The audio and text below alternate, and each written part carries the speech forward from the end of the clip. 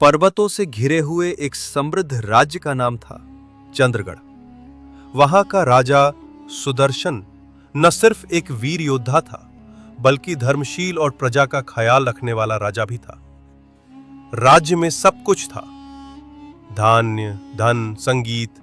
सिर्फ एक चीज नहीं थी, जल का शुद्ध स्रोत। राजा ने सैकड़ों कुएं खुदवाए, पर सब सूख जाते।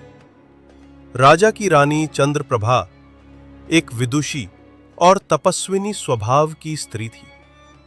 उसने नगर के बाहर एक पुरातन ग्रंथ में पढ़ा कि जब 7 व्रती कन्याएं एक ही जलकुंड पर स्नान कर अर्धरात्रि व्रत करेंगी, तब धरती का शुद्ध जल जागृत होगा। लेकिन इस अनुष्ठान को करने वाली 7वीं कन्या अपने प्राण गंवाए बिना जल नहीं देख पाएगी।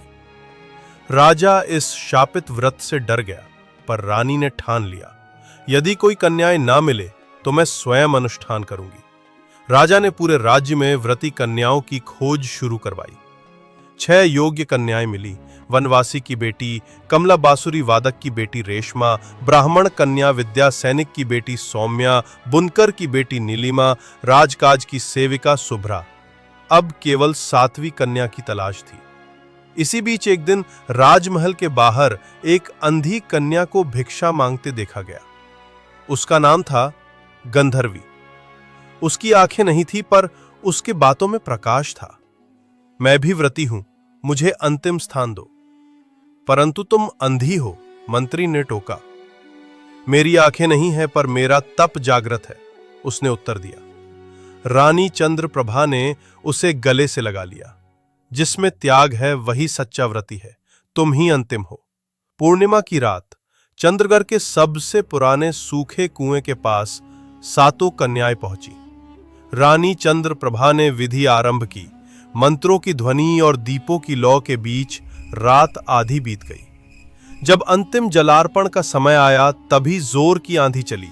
कुएं से एक काली आकृति निकली, एक प्राचीन अभिशापित आत्मा। मैं ही इस जलकुंड की शापित आत्मा हूं। 7वीं कन्या की देह चाहिए मुझे, तभी जल मुक्त होगा। 6 कन्याएं कांपने लगीं। गंधर्वी मुस्कुराई, मुझे देखने की आवश्यकता नहीं, मैं त्याग के लिए ही आई हूं। वो कुएं की ओर बढ़ी और जलकुंड में छलांग लगा दी। भयानक चीख की आवाज आई। रहस्य अभी बाकी है, इंतजार कीजिए पार्ट 2 का।